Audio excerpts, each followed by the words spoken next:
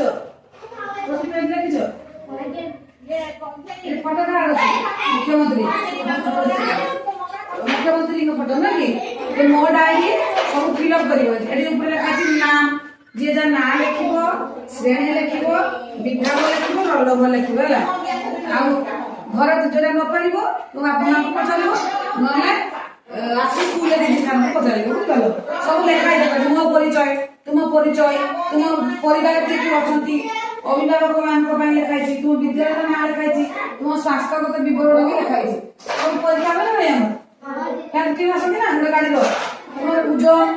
ସବୁ କରାଗଲା ନାଇଁ ସେଇଟା ବି ଅଛି ଆଉ ତୁମ ଦେଖ ମା ମାନେ ବି ସବୁ ଦେଖ ଏଇଟା ହଉଛି ଦିଆହେଇଛି ସବୁ ପିଲାମାନଙ୍କୁ ମୋ ଡାଏରୀ ହେଲା ଯେ ଛୁଆ ନ କରୁଥିବେ ତାକୁ ଖରା କରାଇବ